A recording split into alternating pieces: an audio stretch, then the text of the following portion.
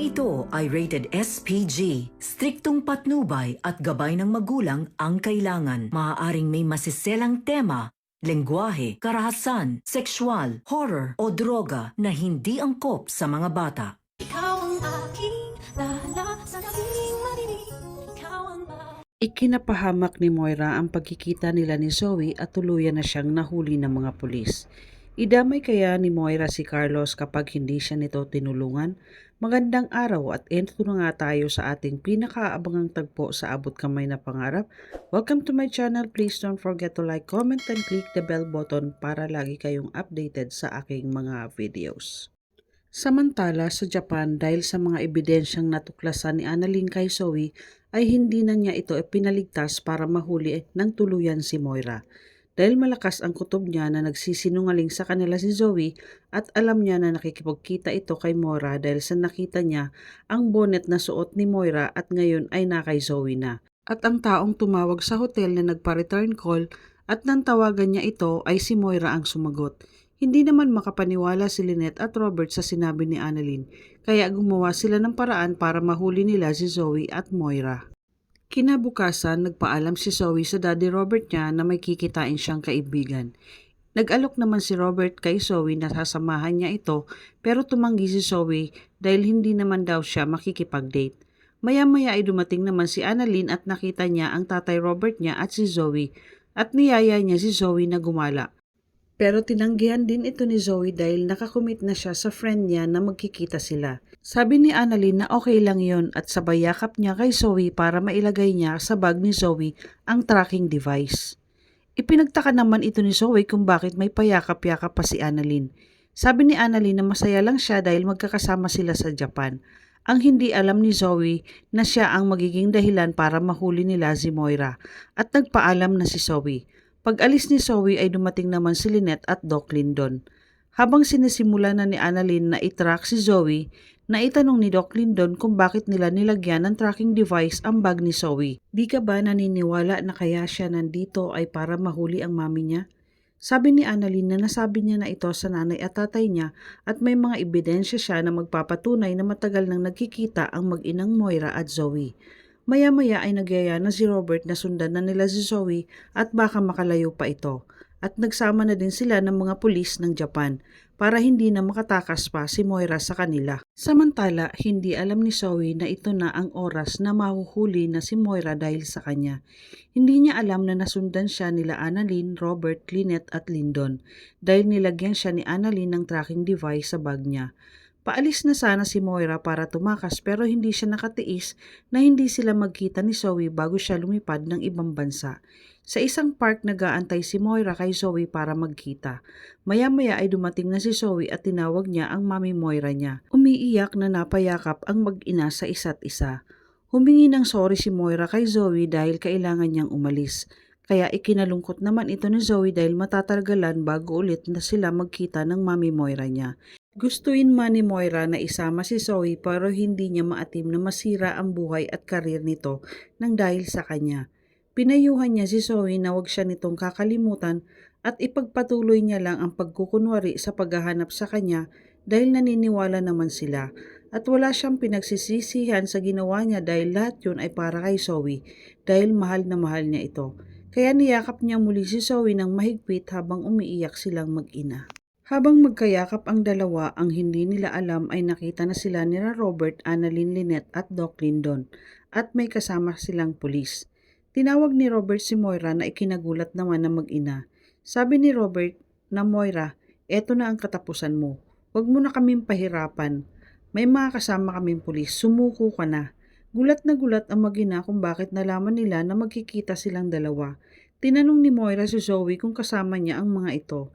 Sabi ni Zoe na hindi ko alam mami kung bakit alam nila na magkikita tayo. Hindi kita ipapahamak sa kanila. Ang nagawa si Moira at tuluyan na siyang hinuli ng mga pulis at habang pinoposasan si Moira ay nagpupumiglas ito at sumisigaw ng tulong. Walang nagawa si Zoe kundi ang mapaiyak at nagmamakaawa na wag nilang hulihin ang mami Moira niya.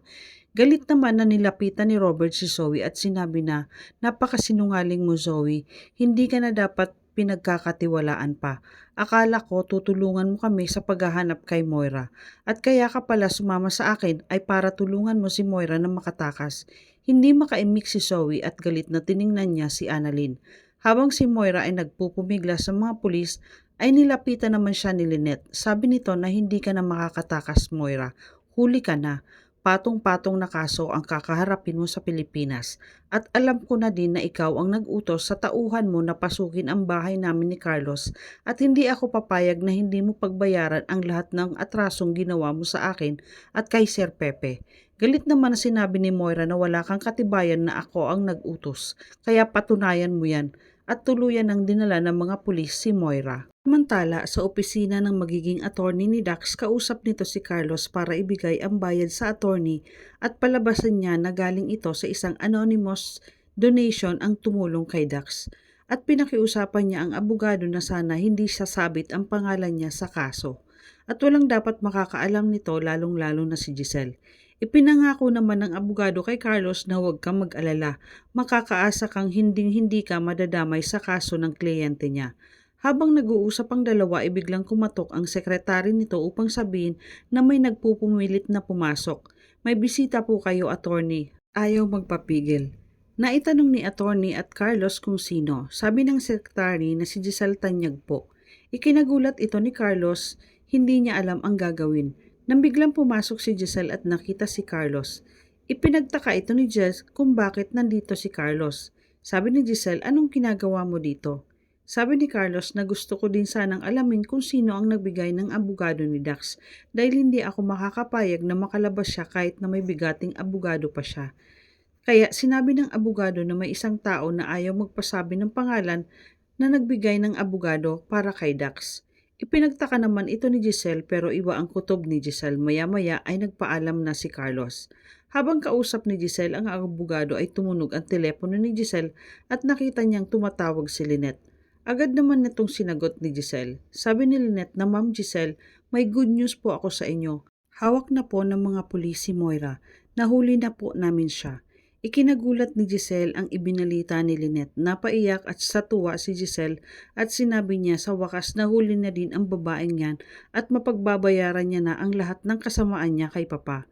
Nabanggit na din ni Lynette na bukas na sila babalik ng Pilipinas kasama nila si Moira. At nagpaalam na si Lynette dahil mag-aayos pa sila ng gamit. Nagpasalamat naman si Giselle kay Lynette at ibinaba na ang tawag. Agad sinabihan ni Giselle ang attorney na nahuli na si Moira at hindi mo na kailangan ipaglabang pa si Dax. At sa tingin ko ay maaabselto siya dahil nahuli na si Moira sa Japan, ang mastermind ng lahat. At nagpaalam na si Giselle sa abogado. Kinabukasan sa airport, maagang nagpunta si Giselle para sunduin si Robert at inaabagan niya ang pagdating ni Moira dahil hindi napapayag si Giselle na makatakas pa si Moira. Maya-maya ay dumating na silang lahat kasama na si Moira. Habang naglalakad na nakaposas ang mga kamay niya at hawak siya ng mga pulis. Agad naman sinalubong ni Giselle si Moira at nilapitan niya ito. Sa sobrang galit ni Giselle kay Moira ay bigla niya itong sinampal at sinabihan niya si Moira na sisiguraduhin ko na makukulong ka na. Pagbabayaran mo ang lahat ng ginawa mong kasamaan kay Papa. Hindi ako titigil na hindi ka mabulok sa kulungan dahil hindi na magtatagal maghihimas ka na ng malamig na rehas sa kulungan. Sumigaw naman si Moira at sinabihan din niya si Giselle na hindi ako nasisindak sa mga sampal mo at hindi ako sayo natatakot. Oras na makawala ang mga kamay ko sa mga posas na to, mas magbigat pang sampal ang ibibigay ko sayo. Malaman kaya nila Giselle na kasabwat ni Moira si Carlos?